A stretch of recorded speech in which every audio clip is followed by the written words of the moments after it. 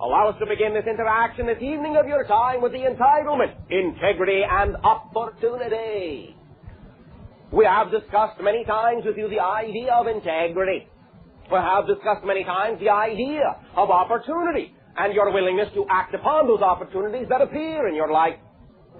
Now, many individuals have realized that when we say your word, integrity, we are not always necessarily talking about that moralistic attitude, although that is included in the whole idea, but integrity as a mechanical aspect of the combination of all that you are being brought together and functioning as a unified whole. Integration, integrity, acting in an integrated manner. Now, when we discuss from time to time that some of you may choose to function in a manner that represents lack of integrity, we are not, in your terms, besmirching your moralistic attitudes. We are simply discussing once again that even though you may have the best of intentions, you may still from time to time, because of your habits, because of your assumptions, because of your beliefs, be acting in a non-integrated manner. That is, still creating separation, still creating segregation, and not pulling yourself together to function as a unified, whole, integrated being in a positive way.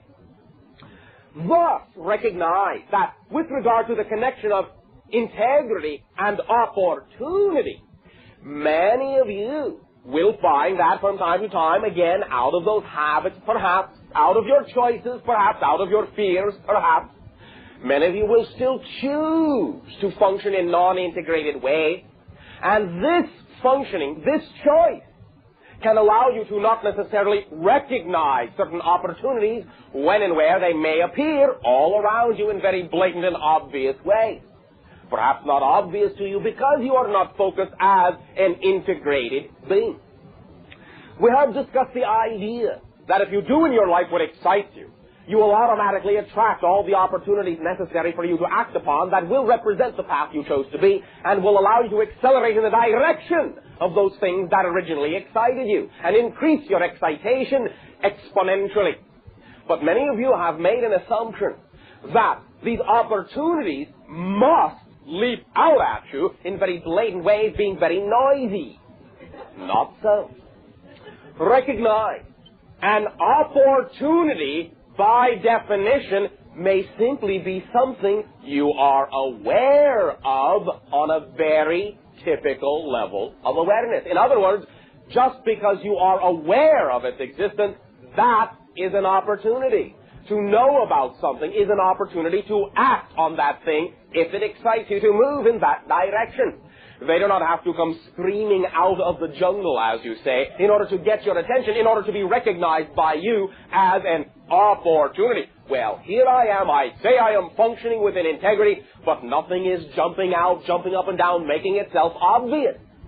But you may be walking down your street every single day, ignoring the obvious. The fact that you simply are aware that certain individuals and certain institutions already exist in your society that have everything to do with the type of things you want to do, and you simply are not allowing yourself to be willing to know that they do, to see the obvious, and to boldly go and communicate with those individuals simply because you think they have to come running to you. No. They have already come running to you. They have come running to you by allowing you to know they exist. Period. They have put themselves out there. They have made themselves known. The rest is up to you. Yes, sometimes they may act in more blatant ways, but it does not mean that they must in order for you to consider that as an opportunity, that as a representational avenue of the things that excite you. If you are simply aware that something exists, that is reason enough to act upon it. You do not need another invitation. Your awareness of its existence is enough. All that is then left is the willingness that is up to you to determine whether you are truly in synchronous harmony and in full willingness and belief and integrity about the thing you say excites you the most, or whether you are still willing to play the shrinking violet and not want to bother anyone with something that excites you, but, well, you're not sure might excite them. if you don't make yourself known to those that have made themselves known to you, you will never know, because you are not truly acting upon the opportunities that actually do exist all the time, day by day, very blatantly in your society. Many of these things are simply based upon the assumptions that you have been brought up with, the belief systems that have been drummed into you since you were very young. The idea that certain individuals and certain ideas and certain areas are unapproachable. Why? Nothing is unapproachable. Nothing at all. It is up to you to form the integrated spark of awareness, the inspirational leap of cognition, to know that as you walk down what appears to be a very ordinary and mundane street in your cities, in your world, very often all the signs and all the signals and all the opportunities and all the tools that you really have been asking for are all lined up one after another, right there, every day, right in front of you. All you need to do is start going and interacting with those things that have already made themselves extremely obvious. This is what integrity is all about. Acting on every opportunity that makes itself obvious, that is in any way, shape, or form connected to the thing that excites you the most in life. When we say these things will come to you automatically, that does not mean you sit back in your easy chair waiting for them to knock on your door.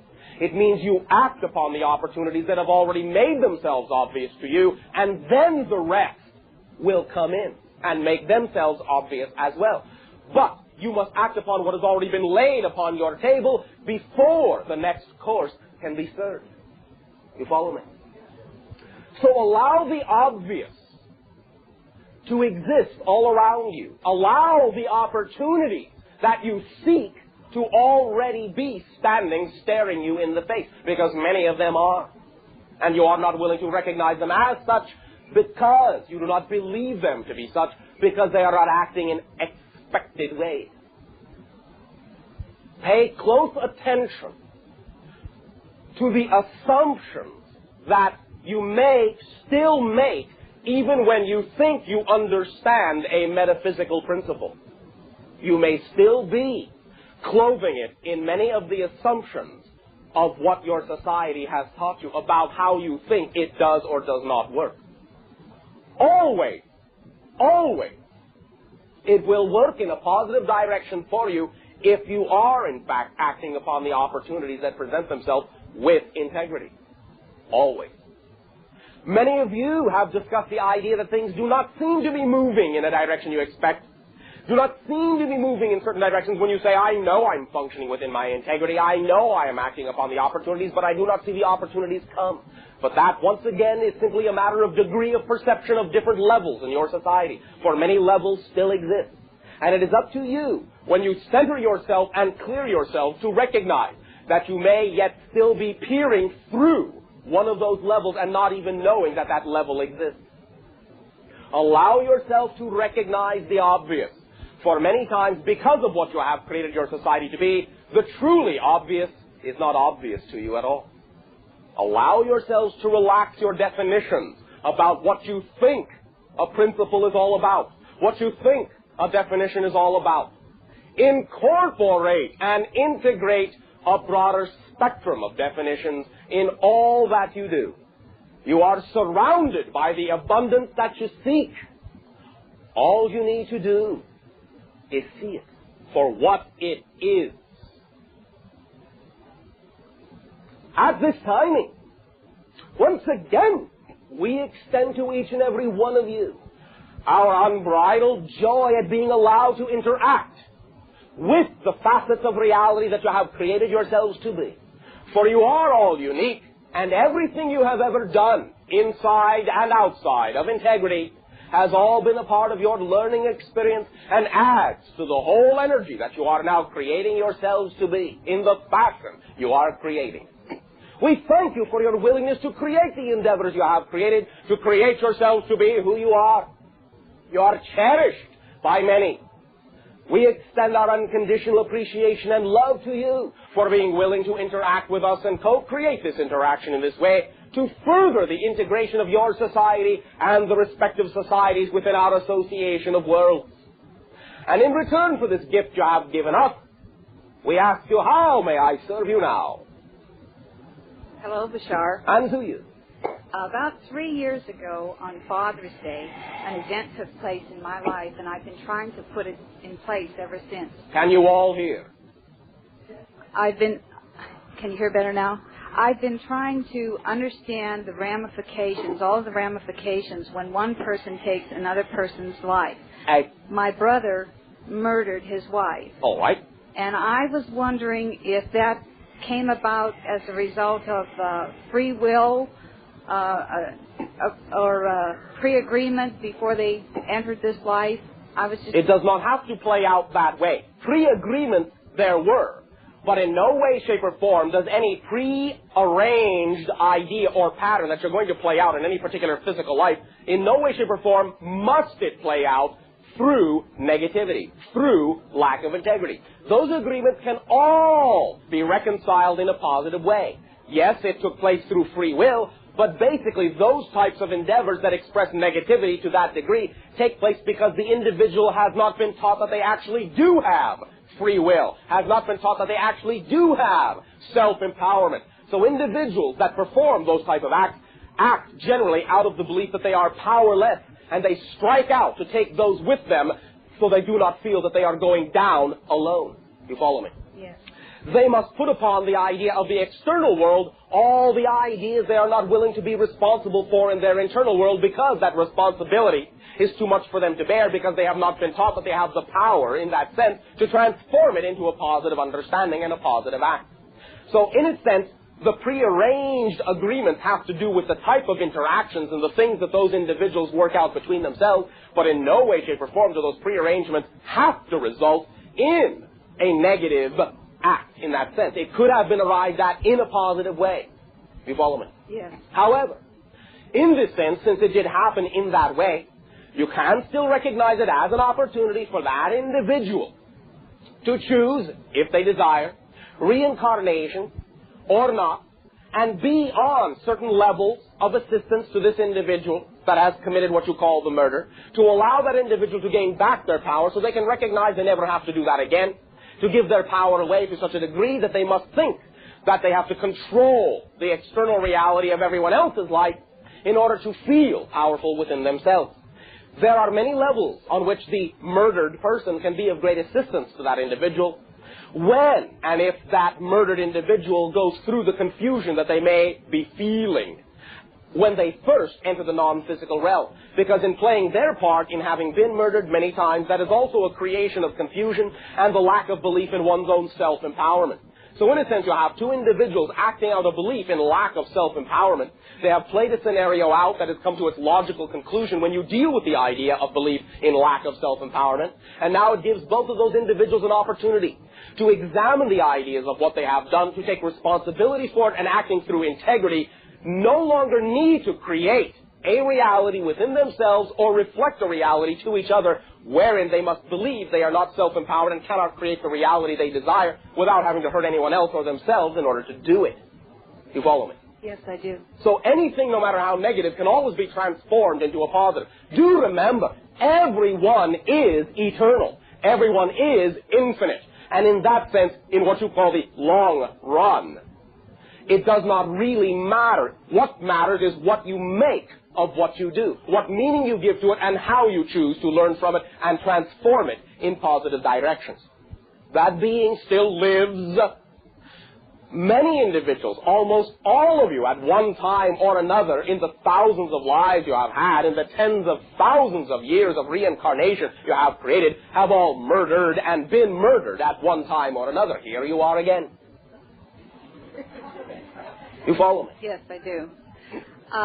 One other thought, then. You say that there are no accidents. So, then all things happen through choice, through belief. Well, then I was thinking about the Holocaust, what they call the Holocaust in Germany. Why did so many people, almost as a unit, opt for that? Well, there are race and culture beliefs as well. And recognize that gatherings, again, are no accident. Again, remember that when we say you choose and create your reality, because of what your society has been, that doesn't mean it's always been a conscious act. Oh yes, I want to be killed today. No, no, no, no, no. That is not what we are saying. But individuals of like frequency will find themselves gathering together and existing within that type of a reality that is generated by their particular frequency that they issue, that they generate. Now, there are many reasons for that particular manifestation. One is simply that it was a manifestation of the fear, of the belief in persecution that many of those individuals have within their cultural beliefs. It was a manifestation of that. It was also, to some degree, a karmic manifestation in the recognition, again, not that it had to happen this way, because karma has nothing to do with retribution. Many of you may believe that, and many of you have created karma and reincarnation to be of a retribution nature. But karma in and of itself has nothing to do with judgment and retribution. But many individuals, in creating an unconscious recognition of things they have done in the past, in past lives, have gathered together and taken upon themselves the idea of the guilt and the idea of the persecution, sometimes to atone in ways they think they need to atone. Again, that does not have to happen that way, but recognize that that particular culture that you refer to as being persecuted in the Holocaust have had many Holocausts of their own where they have been the persecutors in times past. Do you follow me? Yes, I do. Therefore, simply recognize all we are saying is that when you create your own reality, many times in your past that has been done unconsciously, out of fear, out of doubt, out of guilt. Now, in no way, shape, or form is what I am about to say an implication or a definition that needs to be thought of as a distinct label for any one particular person or group of people upon your planet. But you yourselves, in your own cultural awareness, are very ready to admit that there is generally one cultural group of people that deals very strongly with the idea of guilt all the time, and it is that group you have referred to. You know it so well, you even joke about it. So the idea is to recognize that there is a grain of truth in that understanding, that the willingness to operate within guilt will usually attract someone to pronounce sentence. I see. You follow me? Yes, I do. Now, that individual that became the persecutor in no way, shape, or form is excused for having chosen that role. It was their duty to be strong enough to ignore the frequency of those that might cry out for persecution with their unconscious fears. But the idea still is that that individual took it upon themselves because of their unconscious fears to become the symbolic representation of all that was feared within the other culture. They are victims and perpetrators, two sides of the same coin. One cannot exist without the other, and when one side does not exist, the other cannot exist and will not exist. So, if and when individuals no longer decide they want to play the idea or believe in the idea of victimhood, there can be no perpetrators. When individuals realize they are self-empowered and can create the reality they desire without having to hurt anyone else to do it, there will be no more perpetrators, and therefore when the perpetrators decide not to play that game, there will be no more victims. They will not be able to find each other. You follow me? Yes, I do. Does this assist you? One more thought. All right. When, if a mother came to you, and this has happened several times recently, we had reports on television, and say a small child, 6 or 7 years old, was sexually molested, murdered, what would you say to that mother? First of all, recognize, in any endeavor that you are describing, there can be as many reasons for why that is happening as there are individuals it is happening to. There may be general fundamental reasons as to why those things can occur, but the specifics of why that particular endeavor did occur will have very much to do with who those individuals are, because many times one reason is that those individuals will be playing something out from another life and may actually be literally reversing roles. Now you see how it feels, the other one may be saying. Now, again, this doesn't excuse that action, because no one has to act in that manner. And all karma can be balanced in a positive way. It is simply that your society has not completely woken up to this fact yet. And so in your nightmares, you keep inflicting these ideas upon each other in negative ways. But also, it has to do many times with the parents of the individual. For a child, quote unquote, when it is deciding to be born, recognize that it is not a child making that decision, but when it projects itself into the idea of the body of a physical child, may also come into reality to reflect fears that the parents have within themselves. So the child may say, I know this is going to be tough for you, but I will play out a scenario to show you within yourself the fears you have within you about your own safety, about your own integrity, about your place in the world, and I will show you by allowing my body to die through this particular act that you live in a kind of world that you no longer prefer and that you can do something about it. Many times individuals do not do something in your world until they are witness to what you call such a reprehensible act of conduct. And therefore, many individuals will actually choose to be born to get those individuals off their you-know-what. To do something about why your society does those things to begin with. You follow me? Yes. There are many reasons, but again, the soul is eternal. It is infinite. And not that those things have to happen, and in no way, shape, or form that we condone them, but in the final analysis, the soul is not ultimately affected by any act, one way or another. You follow me? Yes. There is a strength and a power to all of you. And many of you can recognize that sometimes you will actually choose those endeavors, those particular types of interactions, because you know you are eternal, because you know you have the strength to go through it, and because many times you are doing it out of love for someone else to get them to open their eyes to something that is going on. You follow me? Yes, I do. Thank you very much. Thank you. One small note. When I was in... You have the opportunity within yourself to understand all of these ideas, if you will but approach all of your questions from the point of view that you are the creator of your reality and that you are an eternal being. You can understand almost everything if you take that approach. Everything does have a reason. The universe is not pointless, nor is it extraneous. The infinite creation does not create it to be so. Therefore, trust that the things that do occur in your reality and that the things you are witness to do have a point, do have a reason. If you approach it from that attitude and from that trust, you will be able to glean the reasons for why something has occurred. Trust it, and it will come to light. Thank you. Yes? Hello, Bashar. And to you. My mother is ill with... My mother... Speak up. My mother is ill with cancer. Yes. And I was just told today that there's nothing more to do for her. All right. There are many more things to do.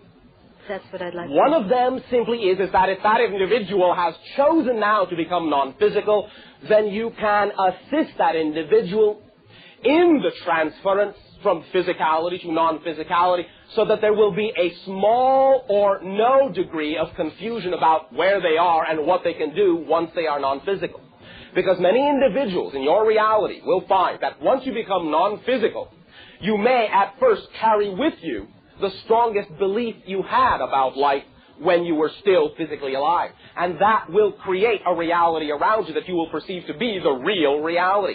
Because once you are non-physical, you are a thought form in a world of thought form, and what you think is instantly what seems to be physically real around you. And therefore, that is why many individuals may not even know they have died when they have died. Therefore, you can be of great assistance to that individual if they have chosen to become non-physical, to allow them to become non-physical with dignity, with joy, with effortlessness, with love, with ecstasy, with ease, to allow them to know, to allow them to remember that it is only the idea of stepping from one room to another room in the same house. That is all death is. They have made their choices. Allow them to do so with dignity. There is no real separation. There is no real loss. The love is always there. It is always able to be felt.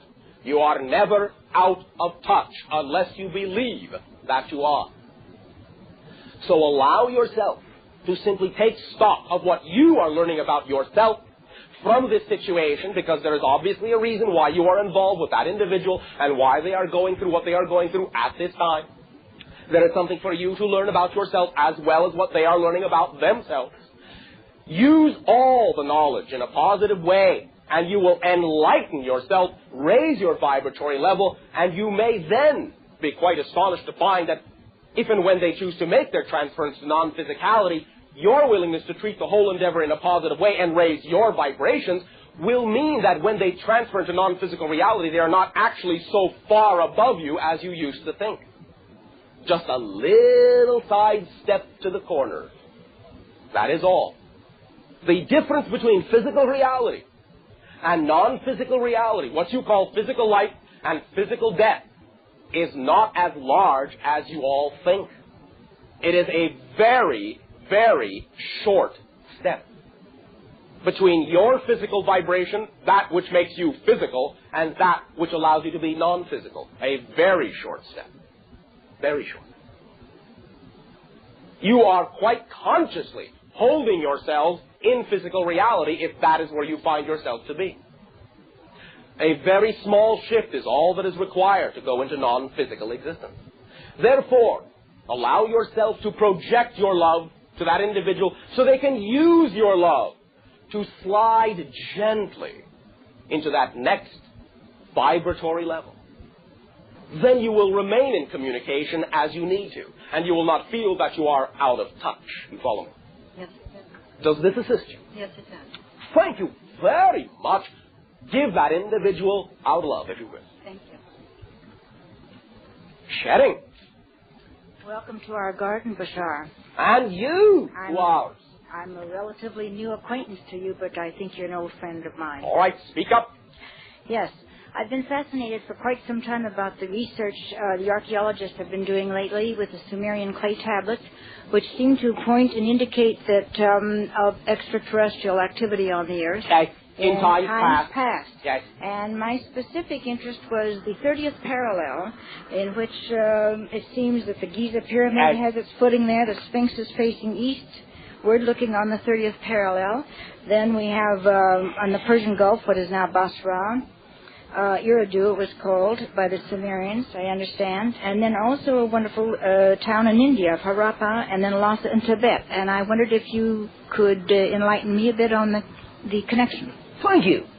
You will find that that line above and below your equator will represent the trinary vibratory electromagnetic frequency, a particular standing wave resonance upon your planet, let us say a particular type of interaction between all the electromagnetic fields upon your planet that is very conducive to the transference of mentality and information along those lines. It is a very strongly connected ring above, below the equator in that way. It represents certain types of harmonic frequencies of all the electromagnetic frequencies of your planet. Now, there are several such lines upon your world, but the 30th parallel above and below are two of the strongest in that way. Therefore, those endeavors most intuitively felt, those endeavors most strongly connected to the idea of utilizing the electromagnetic field within those particular projects will generally gravitate, and that word is not an accident, gravitate to those particular lines of resonance upon your planet that represent a particular pulse that allows certain endeavors to be more easily accomplished than by going against the flow of that electromagnetic field. Yes, and then with any tilting of the poles, does this change those lines and all? To some degree, or do they float around the sphere? To some degree, those lines will change. It will set up a new harmonic frequency. Some of those harmonics are being established now. But recognize that some of the same endeavors will still have connections to those frequencies because there will be other avenues at right angles to the old frequency that will allow them to still remain connected in different ways, but connected nonetheless.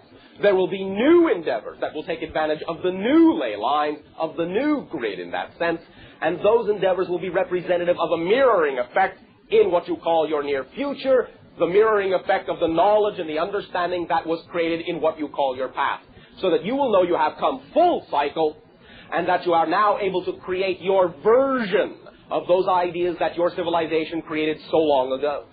And then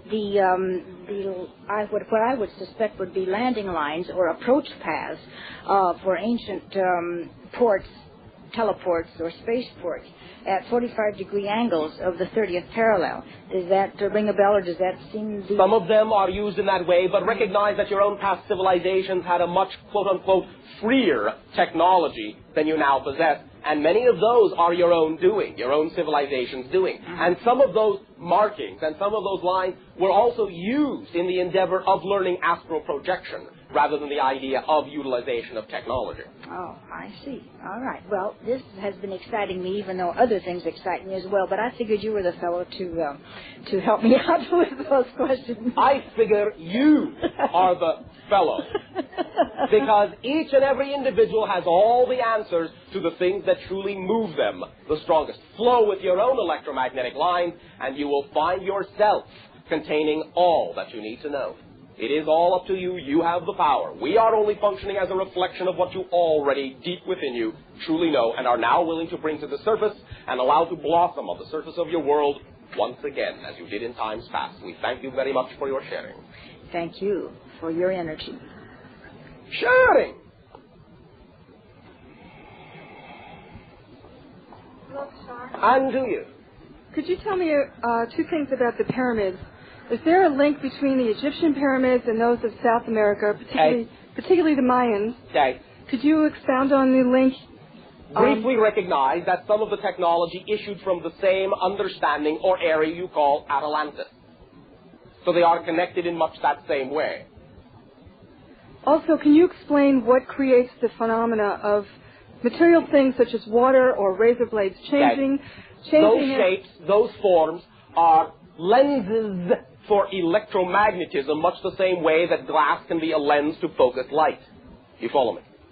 They focus the electromagnetic field of your world in such a way as to create an isolation field of a very specific frequency in the electromagnetic spectrum. This frequency has a tendency to cause certain alignments of molecular structures within different materials. Because they are vibrating now at different frequencies, they will realign themselves in different ways and create different observable phenomena as you have called out.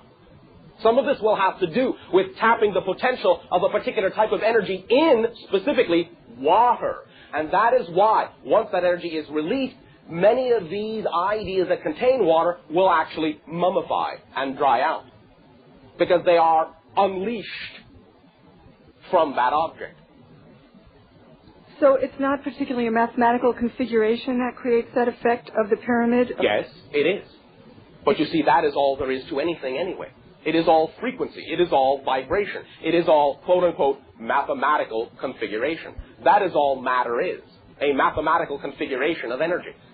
This specific mathematical configuration of matter, of energy, causes that particular effect. It acts as a lens in the middle of an electromagnetic field and causes there to be a specific type of focus within that generally unfocused field. You follow me? Yes. It is a diverter. It is a funnel.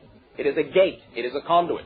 Many individuals in times past, both in the Egyptian and the Central American and South American sides, utilized that focusing power to cause resonant frequencies within their bodies that aided and assisted them in their alignment with all different levels of consciousness.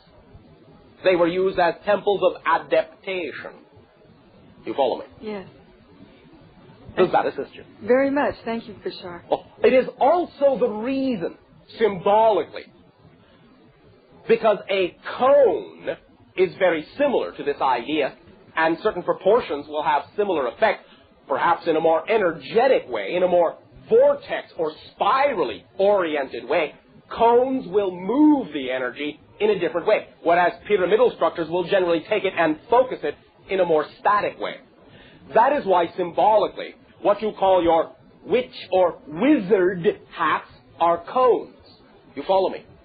It is also the reason for what you call your dunce cap. Because the idea was to utilize the energy to allow you to uplift your vibratory frequency to allow you to be smarter. So experiment with these ideas. You follow me? very much. We are not necessarily condoning the judgmental symbols that have been given to these shapes, but that is the reason why they have been adopted into those patterns in your society as we perceive your energy. Thank you very much. Thank you, Bashar. Shooting!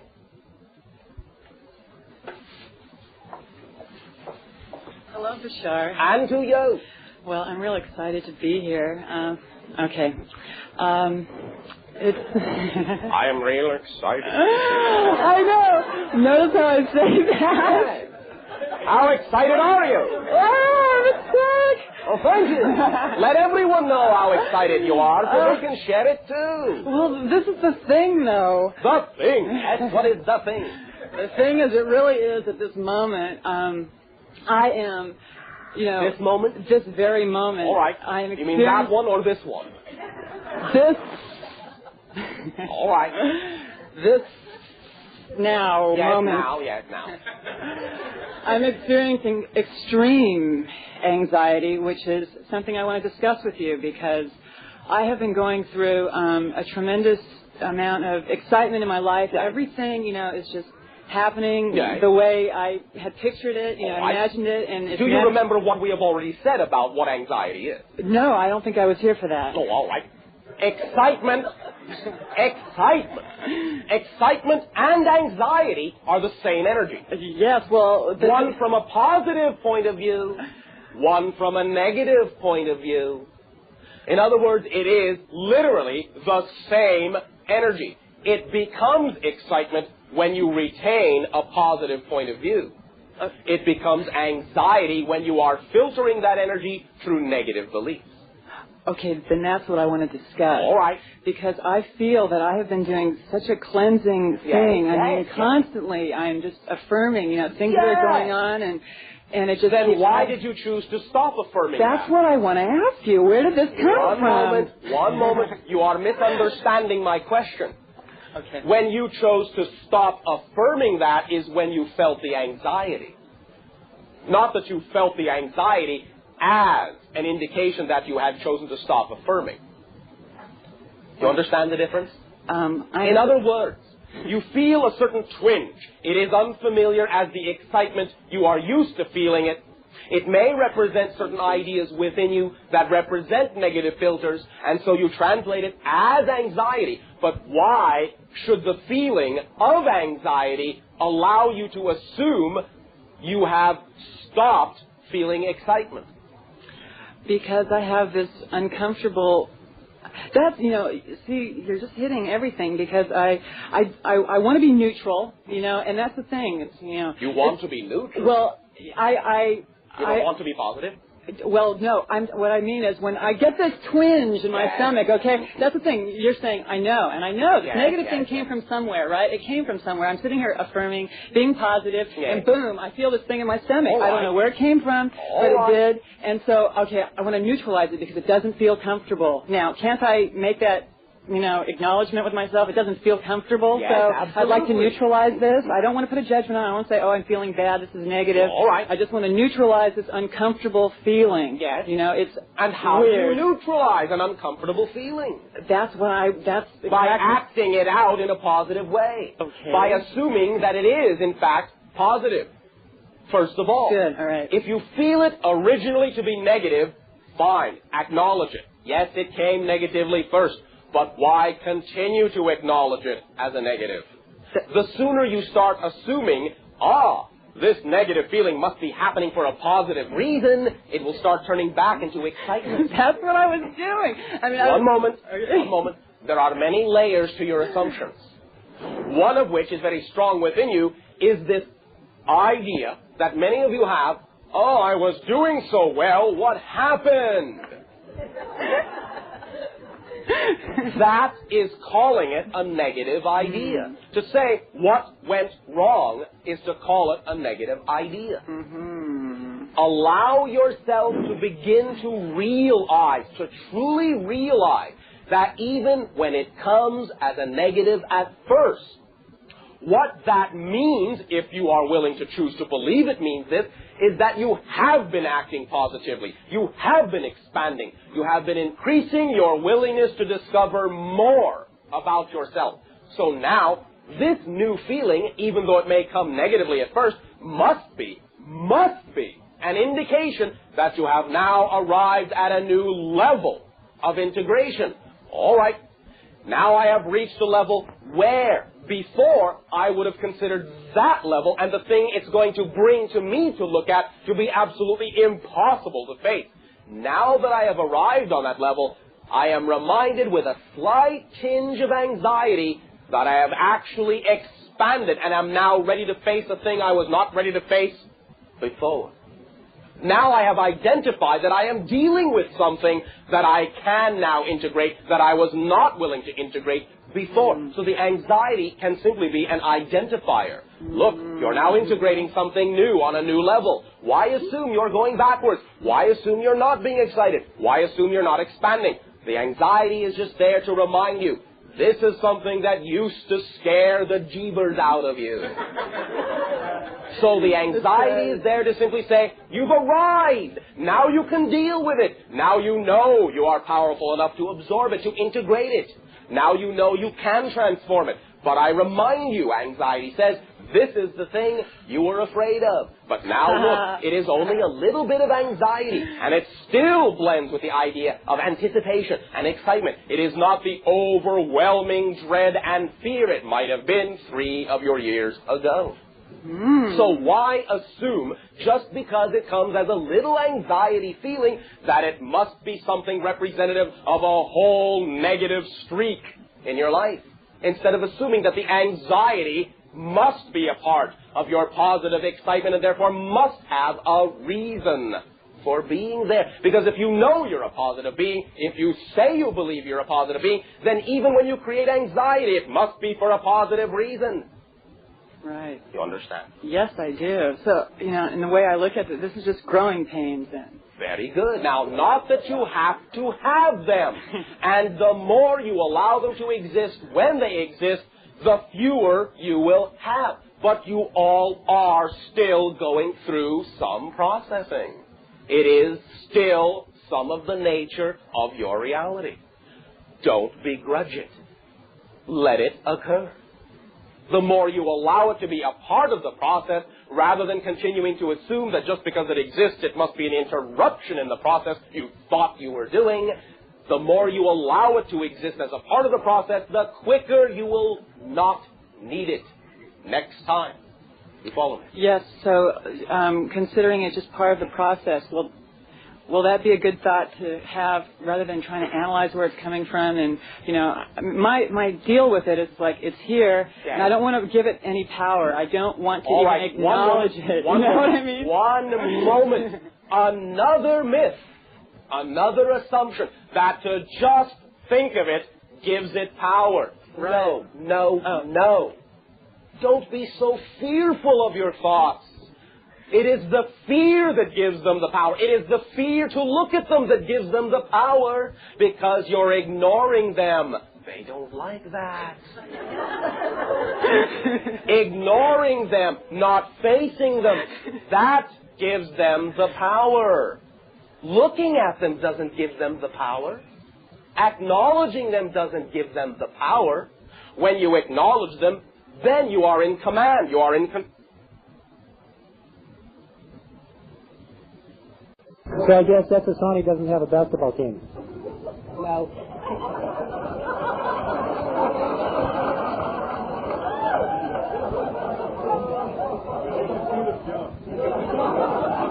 I guess that's because all you guys up there are too short for basketball. we could always lower the hoops. Sure. Everything is relative, you know. Yes. Well, perhaps we are too high. Perhaps. Well, this discussion was just to get everybody hooping it up here anyway. Oh, thank you. Pun intended. Always enjoy the humor. And you play with us sometimes, so it's fun to play with you. Absolutely. I have a sharing that I find interesting. By all means. A couple of weeks ago, you were talking to people about their experiences in Shasta. And you made the remark that sometimes people believe that they can handle the intensity of the energy that comes, but when it actually occurs, when the energy actually comes from an extraterrestrial, they may not actually handle it as well as they thought they would. Yes. So I've been looking at this, and I find it very interesting. And during that week, I imagined what it would be like if an extraterrestrial would pop into my space or poke their head into my bedroom as I lay sleeping, as Whitley Strieber described in his book. And, you know, I imagined various things, you know, 8-legged extraterrestrials with huge mandibular protrusions, you know, and stuff like that, you know, just to make it very interesting. Oh, I. And I do not mean to be so uninteresting to you. No.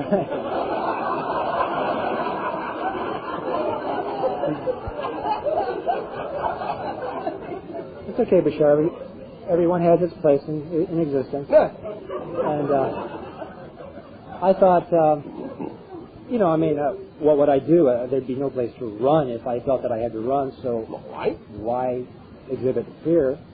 And besides, you know, if an 8-legged creature with huge mandibular protrusions decided to take a bite out of me, I mean, what could I do? So I figured, oh, you could say no, thank you.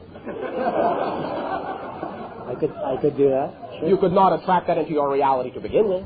Well, that's true. Although I prefer to think that, or to believe, that I could attract something that would not, in fact, interact with me negatively. All right. Because I enjoy the positive manifestations. Yes. And I imagine myself just responding with a gentle hello. Yes. Let him see that I was not afraid. Yes. Allow him also not to be afraid of me. Yes.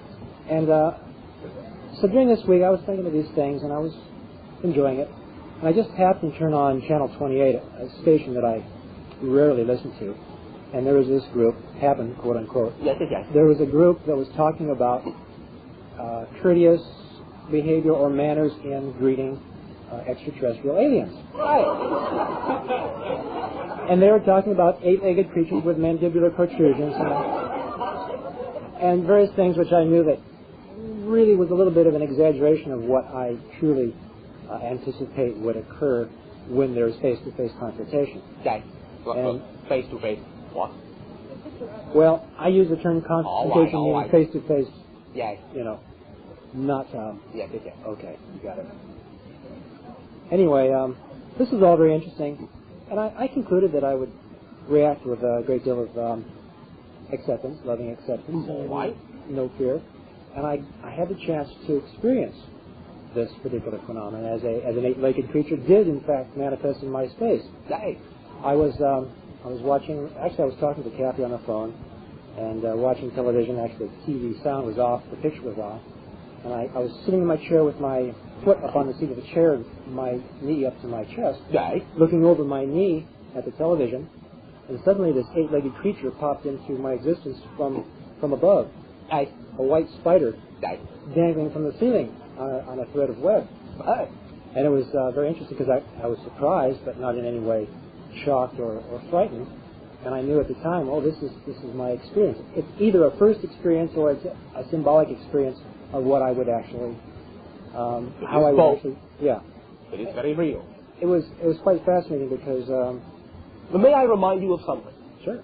Many different levels of consciousness, to use a metaphor, when they stick their fingers into your dimension, may appear to be things that are quite common to you, but actually aren't. Very interesting.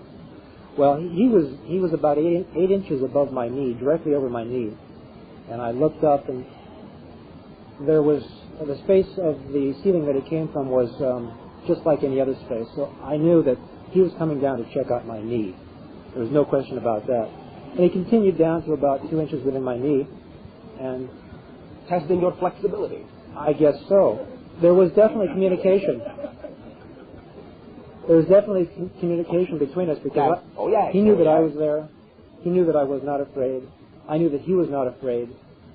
He may have been a little more. He may have been a little bit afraid because he came down within 2 inches and decided, no, I don't need to go any further. But it wasn't really a fear. It was just kind of a cautiousness.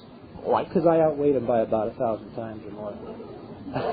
But I had no intentions nor desire to hurt him. Okay. And he knew that too. Well, congratulations on your encounter. Yeah, and I found it interesting. It was my spider was a white spider. Yay. And I know that the spiders, what do they do? They symbolize things that can come out of hidden places. Yay. And in this case, of course, there is some difference in the symbology, particularly because you set up the circumstances for a specific reason. Some of those general ideas and meanings and symbologies can still apply. But in this case, of course, it is representative of an integrated approach, hence the whiteness. Right. You took the words right out of my mouth. Oh, thank you. I would have said that, but I enjoy you talking as well, once in a while. Anyway, I came away from the experience. Anyway, he took off up to the ceiling and, just made his way off at the same time, And I came away from the experience knowing that, I was truly accurate in my estimation of my response, and I'm ready for the next encounter. All right. That's it. Thank you very much. Thank you. Sherry. Hello. Hello. Would you discuss the dynamics of crystals? What is it about the geometrical arrangement that allows the focusing of energy, and what kind of energy is it, and so on? Now, we have already discussed the idea that mathematics, in that sense, crystalline patterns and arrangements of energy, are representative of what you refer to as matter in your society. Vibratory frequencies that interact in very specific mathematical ratios and relationships basically turn into what you perceive as solidified matter. This is all very colloquial, but as the language permits, this will do. Crystals, therefore, represent a state of energy not very far removed from its original state as energy. It is a type of matter that is very close to being energy. There are very few elements, if you will, that go into making up the majority of crystalline forms. And they simply take upon themselves the structure that represents the particular standing harmonic waves and reveal in those crystalline structures the patterns of energy that create, generally speaking, all physical reality. So they are triggers and they are tools and exhibit certain harmonic frequencies that can create what you call empathetic, if you wish, or sympathetic vibrations within you, to trigger within you similar patterns of energy to allow you, in a sense, as a consciousness, to crystallize and become more synchronistically harmonious with the background vibration of creation that the crystals represent as the first solidified form of. You follow? Yes. So they function as triggers to allow you to bring through yourself that energy, to channel that energy of your being in a very crystallized way, in a well-ordered but spontaneous and transparent manner, so that you become more harmoniously aligned with the pulse, the patterns of synchronicity itself, of universal creative reality. So they are the tools now in your society, the tools that symbolize more integrity, more integration, more simplicity, most of all, because they have no moving parts, are made generally of one substance in that sense, and therefore represent a simplification of your manipulation of the energy you use to create your physical reality.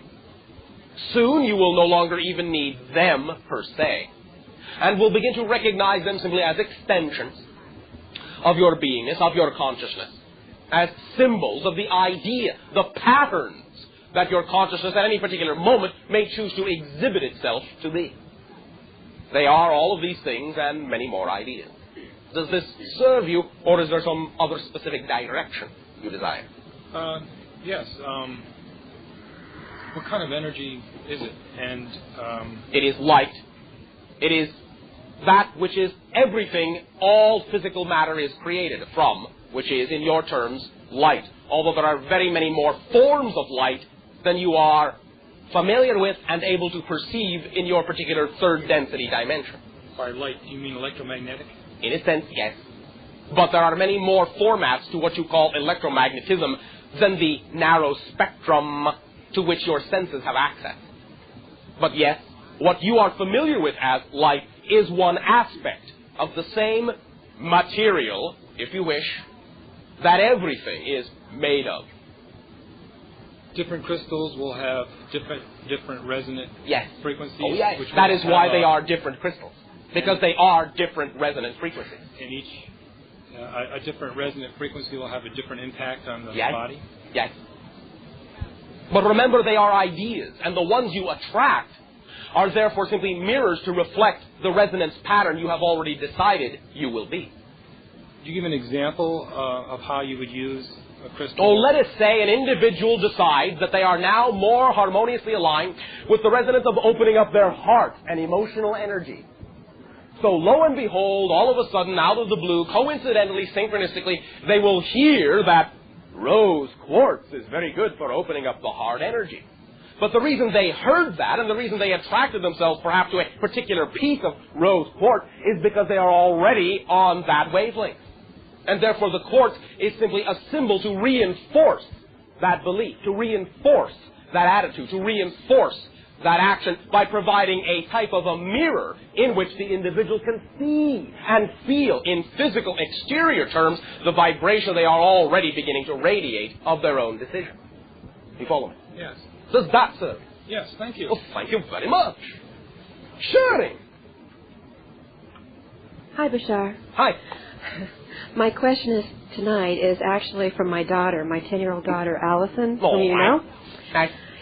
For about the past 3 years, she's had an entity sort of hanging about who identifies himself as Ralph. And she asked me to ask you tonight, since she couldn't be here, where Ralph is from and what he's for and the purpose of his existence in her life at this point. The basic fundamental agreement between them at this time in allowing that entity to function as a guide, if you will, as a playmate, if you will, is to simply continuously reflect the childlike qualities so that it will always be known by Allison that she can retain those childlike reflections, those childlike energies into what you colloquially call adulthood upon your planet. To know that this communication from physical to non-physical reality between different levels of consciousness is not something that must end because you go into different phases of your physical life.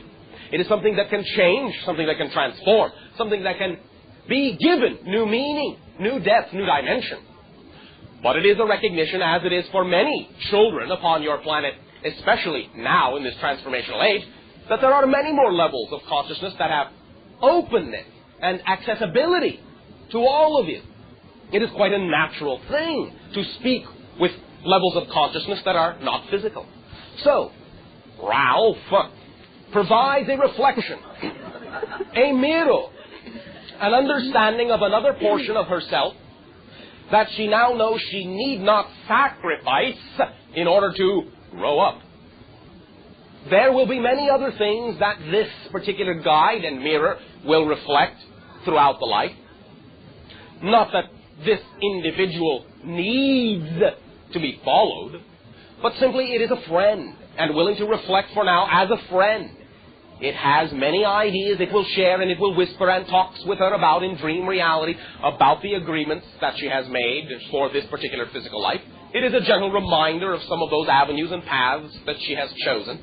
It is a soother in that way. It is an equal in that sense, someone she can really relate to in many different ways. Since there are many things about physical reality that she finds she chooses not to relate to.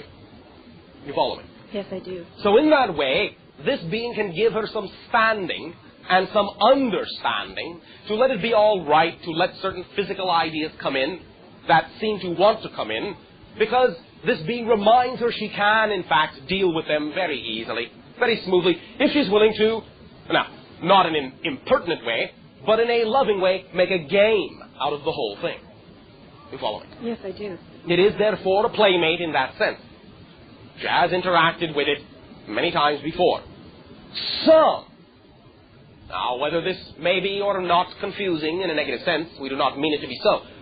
Some of that energy that you are referring to, some of that consciousness, also has connections into what you would call animal consciousness. And from time to time, there have been and may be yet again projections of that consciousness in what you would call animal form for Alison to interact with and have as a physical symbol in her life. Okay. She feels that this entity is from Sirius. There is some of that connection, but for now it is not, let us say, putting itself in a specific format. Because the true energy of Sirius is a very open and generalized one, and has a lot to do with being very playful. Okay. That is why the dolphins upon your planet have such a strong connection to it. I see. Thank you very much. Oh, thank you very much. Thank her. Shooting! Thank you for this opportunity. And you. Speak up. Yes, I will. I have been experiencing, by meeting an individual shortly, just a short while ago, a little bit of fear. All right. How exciting. Yes, it is. It's a positive thing. But as I'm trying to focus... As you are myself, focusing. You're right, as I am focusing these days more so, I feel I'm here tonight to get the information that I most need to know to help focus. All right. Well, do remember you're going to be giving that information to yourself, basically. Yes, and you're helping me to mirror that. Thank you very much. What do you think you are fearing to discover about yourself in this interaction? What would be, to use your imagination just for a moment, if you will, what would be the most fearful thing you could discover about yourself that might come out of any interaction or relationship with someone? Do you have such an idea? Not really. All right. Do you feel that that individual represents something that is a vibration other than the vibration of your integrity?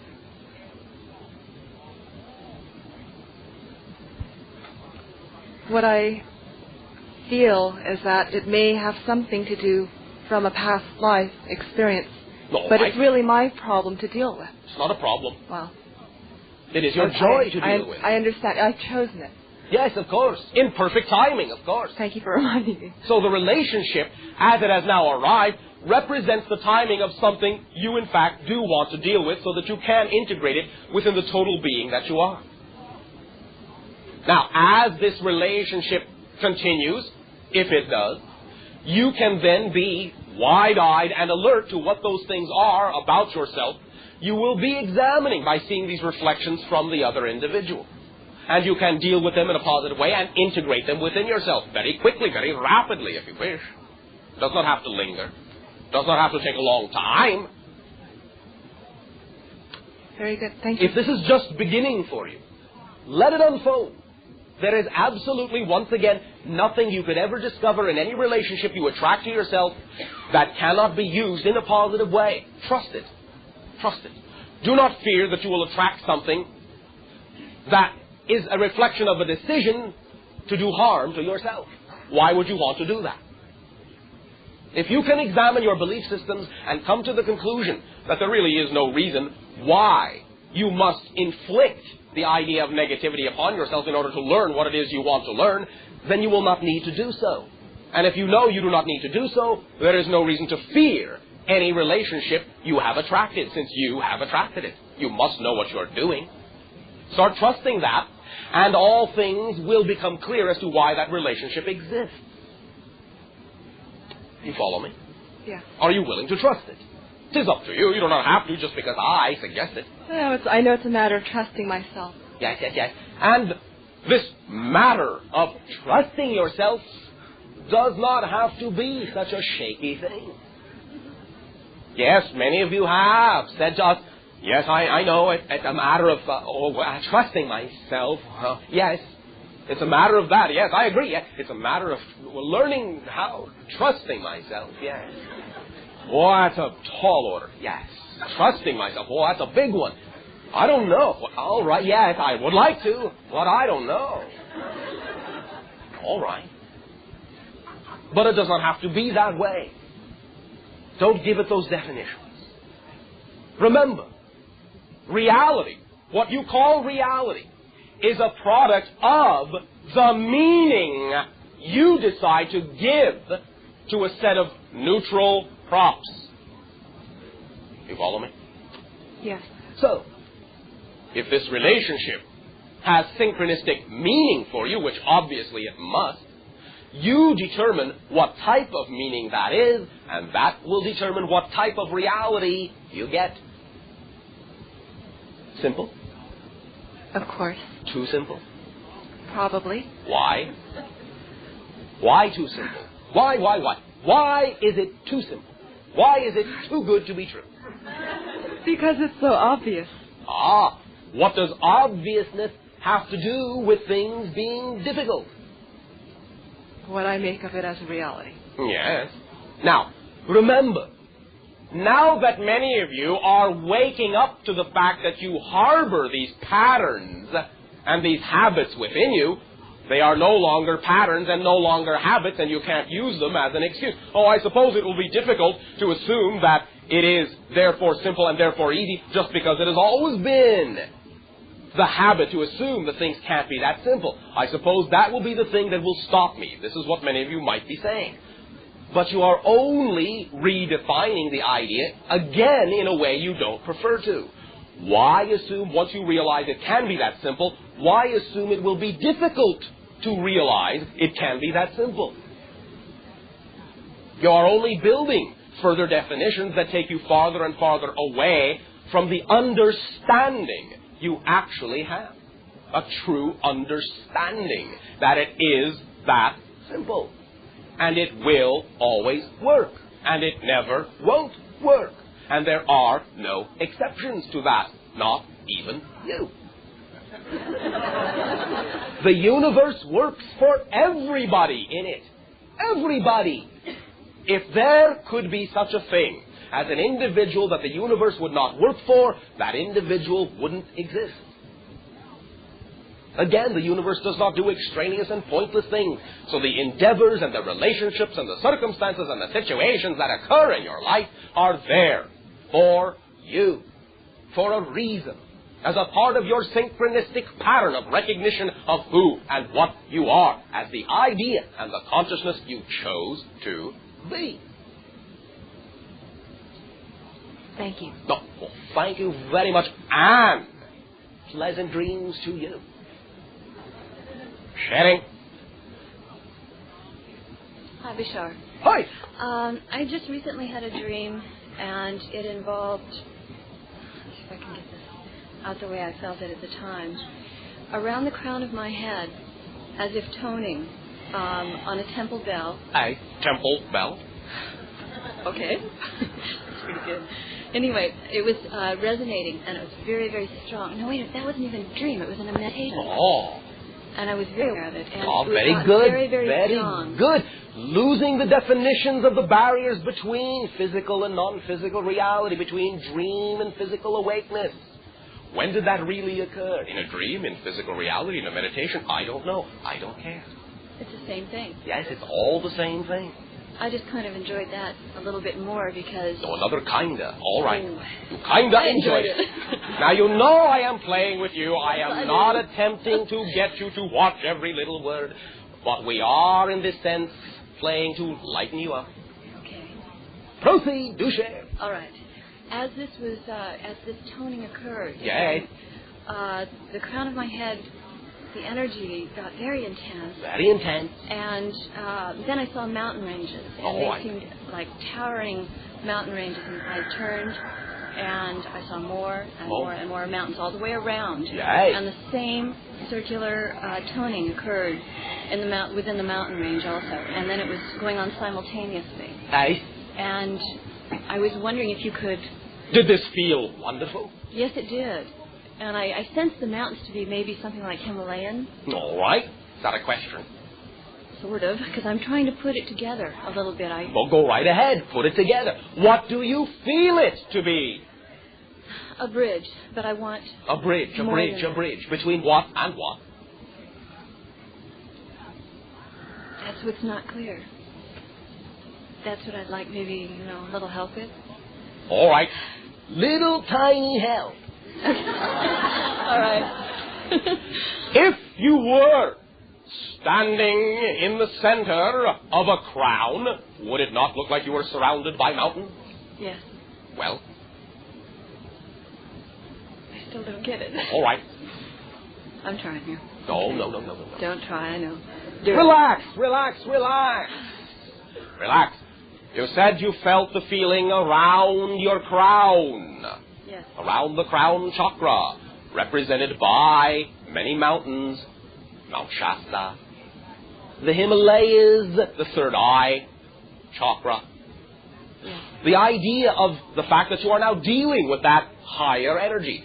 That is why we were jesting with you, because we are reflecting the new energy you actually have, but which you are pretending to be timid to use. If you had approached this idea with some degree of jocularity, it would have all been extremely plain and evident to you what was going on symbolically. But you were creeping up on it, not willing to truly own the power you know was yours standing in the middle of that caldera, of that ring of mountains, of that crown of mountains, which represents the heights to which you are now going. You follow me? Yes. You are connecting with the earth and the sky. You are the bridge yourself between the ground and the heavens, which is what mountains have generally symbolized in your society. Okay. You follow me? Yes. Is any of this making any sense? And is it workable for you at all? Yes, it is. And sigh. Sigh. Yes, and sigh. Well, I feel all of the... Oh, yes, feel. Yes, you feel what? I feel the energy. Yes, I feel the energy. Now, would you do me a favor? Yes. Would you say it like you mean it? I feel the energy. Do you really? Yes. How does it feel? Strong. Strong? Yes. In what way? Full of life. Full of life. Yes. Full of life. Yes. Now, that is how you feel. Yes? Yes. Is that how you feel when you recreate the idea of the vision that you had? Yes, only I think what you were saying before about it, approaching it timidly. Yes. Instead of approaching it and recognizing myself in the picture. Yes. As the picture. Yes. I couldn't feel it fully then. But you can. I can. Absolutely. Why not? No reason not. Remember. Memory is created in the present. Okay. Do you understand? Yes, I do. It is always the first time, every time. Understand? Yes. So feel it anytime you wish, by being the idea. And when you simply know the feeling, you have the meaning.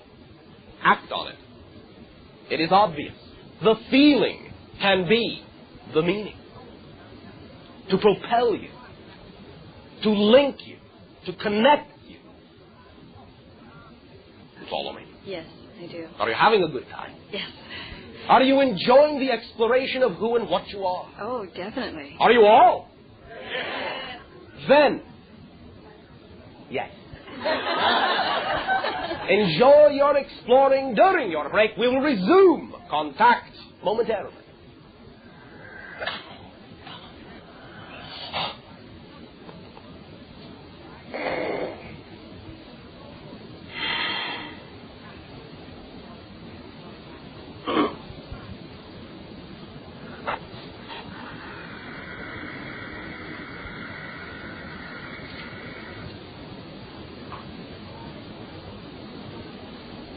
All right, I'll say, continue. Hello, Bashar. And to you. I found something more interesting in my question. Abraham has this article in a magazine on something they observed. The Kitt Peak National Observatory found 3 brilliant arcs of blue light, which may be the largest objects in the universe stretching between galaxies. Each of the crystals is more than 300,000 light years long. Can you elaborate on what they are made of and how they were made? We have discussed this idea to some degree before.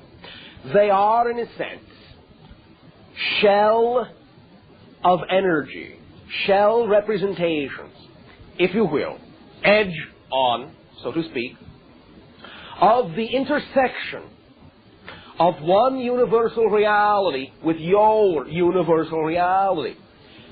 They represent high, intense energy systems that are the physicalized representation of the intersection of two energy systems operating at slightly different frequencies. This is what represents one dimension of reality, yours, and another dimension of reality. You will discover throughout your explorations of what you call space, from time to time, there will be these arcs of energy that represent the lines, the barriers, if you will, the framework, if you will, between the doorways, if you will, the warps, if you will, the fabric, if you will, between different dimensions of experience. In a sense, they are an unusual type of linear black hole, if you will. Again, this is a very colloquial term, but they represent high compression points of energy in which you may find the emergence from another dimension and the merger towards another dimension.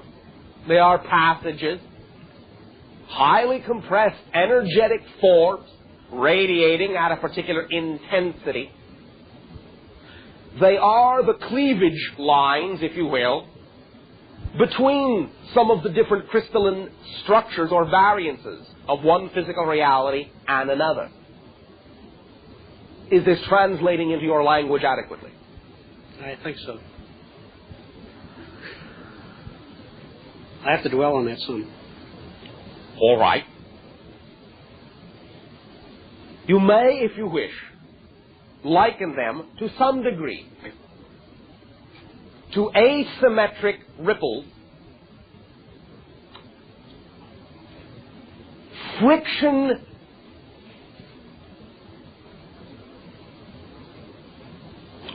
interface boundaries of highly compressed energy representing the interface of more than one interdimensional reality.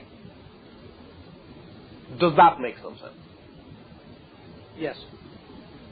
Will that do? Yes, that will do. Thank you. Thank you very much. Surely. Good evening. And to you. Good. I've been focusing in on more on what excites me, and what seems to excite me, or does excite me, is actually having an interplanetary spaceship. Yes, we understand that excites many of you as you form different connections. Now, we are not saying this is by any means impossible. Recognize you have the technology upon your own planet to create this, and many of you are beginning to do so. The idea also about what excites you the most, to remember what we have discussed, is that at any given moment, if you act upon what excites you the most that you are capable of acting on, it will lead you to anything else that excites you that you may not immediately be able to act upon because of the way you have set circumstances up or the way timing actually is. Many of you will find that you're having the idea of spacecraft will be representative of your willingness to utilize the technology that exists upon your planet and create the spacecraft you can create. Well, I wouldn't mind if I could have one that already exists that was not necessarily manufactured here. Yes, I know you wouldn't mind. But the idea is, once again, not that this is not possible, is to utilize the timing for what it is. For you will simply find that it is not primarily the timing for that to be upon your planet right now. But you can bring it closer by creating your own and meeting us halfway. There are many things for you to understand. The principles, the nature of that level of technology. And if you are willing to explore them in your own terms, upon your own understanding, then by the time you are able to access a spacecraft whose origin does not come from your world, you will understand how to use it. You follow me? I'm willing to take lessons now. These are your lessons. Do you not understand? Using what you have access to on your own planet are your lessons. Okay, thank you. You understand? Yes. We understand this does not sit well with many of you that are anxious for the endeavor and the experience that you are relating to. But nonetheless, it is representative of the timing. And again, it is not outside the realm of probability at all. But the timing being what it is, allows you to know that actions upon your world must be turned in the direction of using what you already have access to. That is what brings any other probability closer. Now, in your dream realities, you are, in a sense, being taught how. And you already know how. When you apply this in the reality you have chosen to exist in, you will be acting in the direction of showing that you know how. You have chosen to be where you are, and you have chosen to be in the type of society at the technological level that society exists at right now. That is for a reason.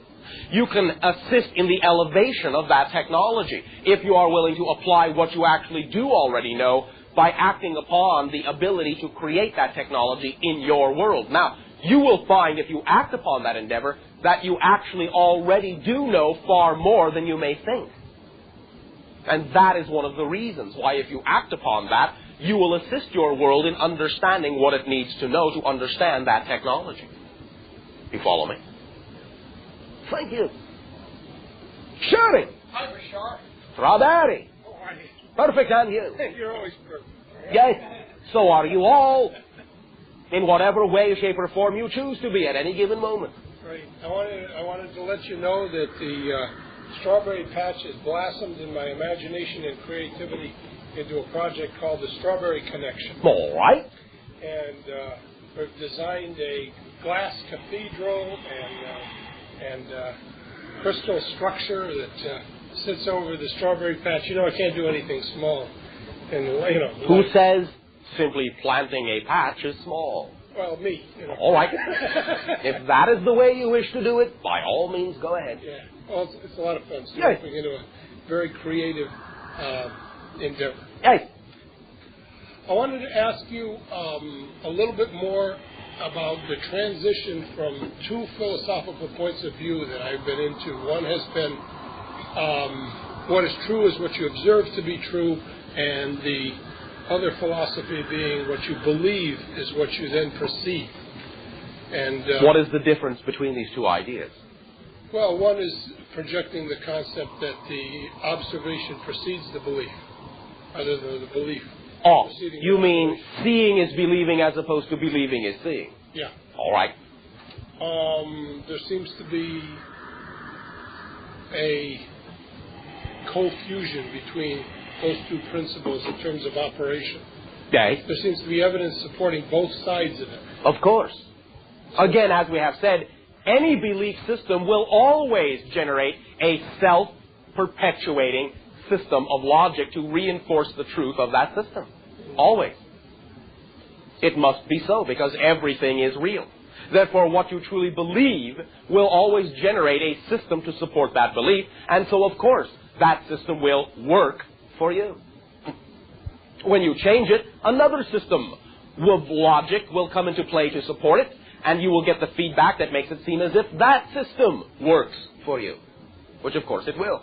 Okay, so when I'm looking on a linear time track and I see situations in which I apparently, at least consciously, absolutely believed that something was going to occur, had no concept that it was not going to occur, and then had the opposite materialize, this is indicative of the fact that there was a unconscious belief system that was in operation? Is this what to some degree, yes. One of the reasons we have given the talk we have given this evening of your time when we commenced this interaction was to point out that there are many, many things in your assumptive mind that you may be setting up for yourselves that blind you to the fact that there are opportunities that make themselves available to you in a very blatant way that you do not consider to be actually very blatant. And so in setting up a certain idea of how you believe something will turn out, and then it turns out differently, that is an opportunity to recognize the circumstances that are actually around you as they are at that moment many times have far more to do with where you said you wanted to go than you're willing to admit that they have. I see. So you're actually refusing to have it manifest in the most apparent ways. No, not refusing to have it manifest. Refusing to acknowledge that some of the ways that are manifesting around you are actually representative of what you want. I got you. Simply because, once again, you may not immediately see how they connect, doesn't mean that you must invalidate them as not representing the path that will take you where you want to go. Okay, but it must be... In other words, once again, to put it on a simplified level, let us say you have a certain scenario that a certain individual from such and such an organization, in that sense, will come running to you. You will bump into them. They will say, hello, who are you? You will say, hello, I am so-and-so. They will say, well, what a coincidence. I've been looking for an individual like you. Want to work together. You say, sure, everything goes as you say, hunky-dory. But the idea is, in other words, that if you are walking down your street, and that is the projection you have, perhaps simply the idea that you are aware visually that a certain organization exists, but you choose to walk past it, waiting for something else to occur in another way, that might be representative of ignoring the opportunity because you are simply aware that the organization exists. You could be the one to go in there and run to them and say, hello, this is who I am. Would you like to work with me? That is an example of the idea we are talking about. So you're talking about stubborn adherence to a particular way that it has to happen. To some degree. Yeah, I've been real stubborn. All right, must be fun. Yeah. Okay, that's helpful. Thank you, Bashar. Thank you